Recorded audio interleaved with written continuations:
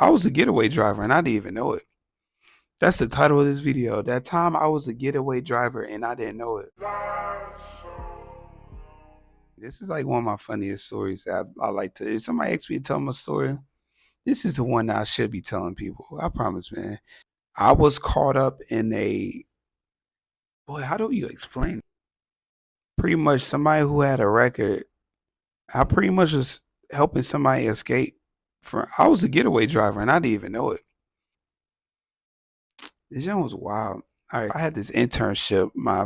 I just graduated college. I had an internship. It was a cool internship, and it was also like a internship where they helped people in the community, and they helped people by getting them jobs. People who they pretty much taught people how to work in construction and help them learn skills so they can get jobs and help them out. It was a really nice company. It'll be in Greenwood, Mississippi.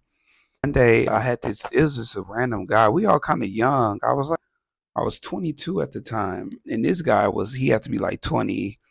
He was probably my age I am now, or he was probably older. He was probably like he had to be about 29. He's Shawty Low cousin. Always hung out with Shawty Low. There's videos of him. He's actually a really known dude. I'm not gonna mention his name, but he's kind of known in Atlanta. But anyways, one day like he was in our internship, but I guess my bosses and the people who I was working with, they was helping him out. I got cool with him. It's a black guy. He had cornrows. I'm describing myself. Y'all watch this, and some people probably know who I'm talking about. I don't know.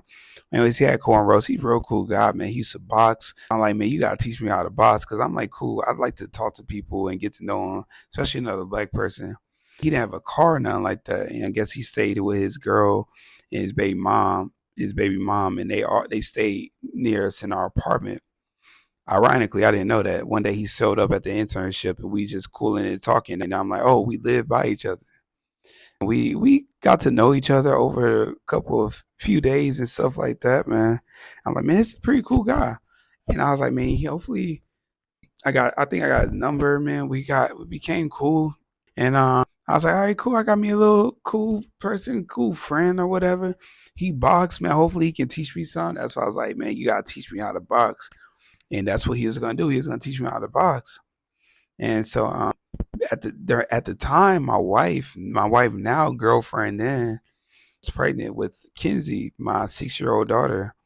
And so every weekend on Friday, I worked Monday through Friday. At that time, I worked Monday through Friday. Internship from 8 to 5, and Taco Bell from 5 to 11. I was working. It was like straight from the internship straight to Taco Bell. Then I went home, and then on Friday I get off of work and drive to Memphis to see Chelsea and make sure she's good and give her some comfort and stuff, because she was in her last trimester, and she's alone and stuff like that. So it's like one day I was headed home to Memphis at the time. It's like Memphis was probably like 2.5 hours away from Greenwood or so. And when I was headed to Memphis, he was like, "Hey man, you going to Memphis?" He was like, "You mind taking me to the bus station?" Because him and his girlfriend got into a fight. He's like, man, he called me randomly. He's like, man, I need you to pick me up hey man, I need you to pick me up. Can I ride with you to the bus station? Can you drop me off? I'm going to get back to Atlanta, because he's from Atlanta. So he's trying to go to Atlanta. So, so yeah, I was like, I'm cool. It's just me. I was like, yeah, I'll take you to the bus station. That's no problem. I got you. So I pull up to his house, his apartment. Hey man, I'm outside. When I tell y'all, when I pulled up, I parked in front of his apartment. Remember, we're neighbors, so it's like I just probably drove around. I pulled up to his apartment, and I was like, "Hey, man, I'm outside. Tell me why he come out. He's running. So he's coming out running. He got a bag. And he's like, go, go, go. He's trying to hop in the car, and he's running towards me with his suitcase while his baby mama is running at him. So like I'm panicking. If you know me, like a lot of my friends, like if you know me, I panic. So it's like he's telling me that, bro, hurry up and go, go, put it in drive and go. Like he wanted to hurry up and he wanted it in drive so he can hurry up and just hop in and I can just leave. But I'm like, nah, she following you. Like I'm not trying to deal with that. Like, hold up. So I'm just sitting in my car going crazy right now. My doors is locked. She's going crazy. No, I think I probably unlocked my door so he can get in. I don't know, but she's yelling at me at this point. She's like, "You better not let him in this house." That's how. That's my little. That's how I'm gonna say it. This is her. You better not let him in this house. I'm tripping. You better not let him in that car. You better. You ain't going nowhere. You ain't going nowhere. I'm saying she going in. You ain't going nowhere. She hops on my car. I'm like, now she hopped on my car because he got in at this point. So he gets in a car and I'm just in a driver's seat. He's like, man, go, go. I'm like, I'm not going to run her over because she hops on the car. He's like, man, go. I was like, man, bro, what are you talking about? I'm not about to run her over. So he was like, and she actually broke my hood because I had an old Chrysler Concorde and I had this black piece that covered went on top of my hood and she broke that piece. Kind of made me a little mad, but I was irritated. Like it's a funny story now, and like it was a funny story. But I was mad as hell, and he's like, so he's trying to get me to leave. So he gets out the car because at this point it's like, all right, she's not going nowhere. You need to do something with your girl, man, because she ain't going nowhere. So he gets out the car. Oh, I popped the trunk. I forgot to tell y'all that. So when he's running at me with his stuff, pop the trunk. I'm like, what's going on?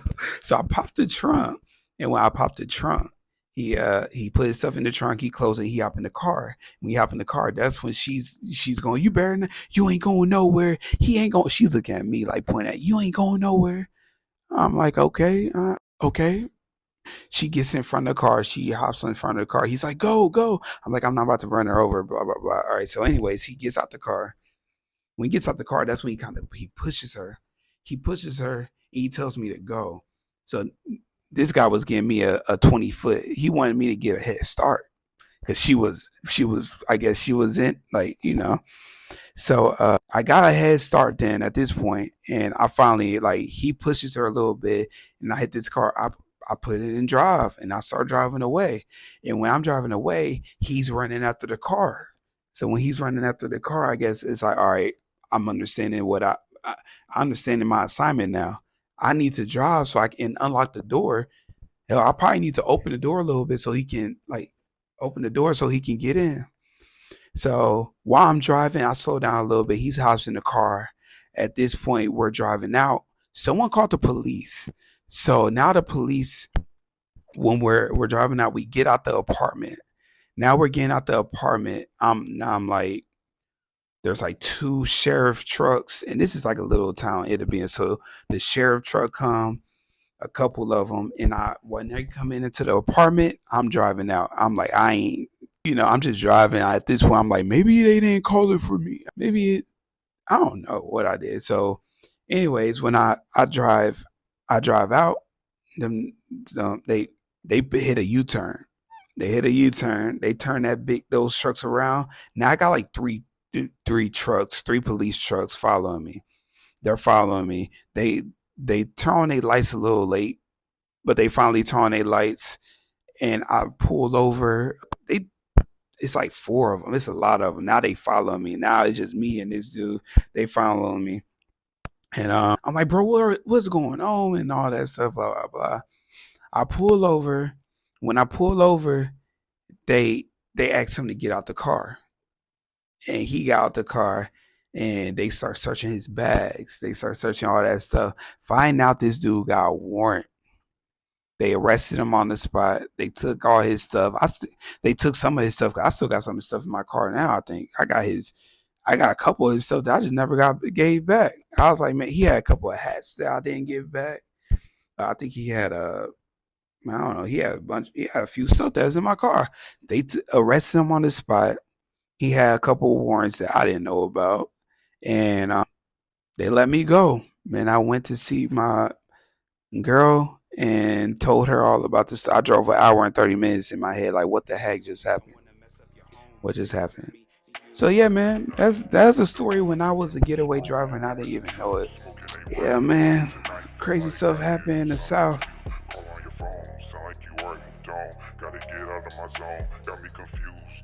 mess up your home. Baby, just me and you.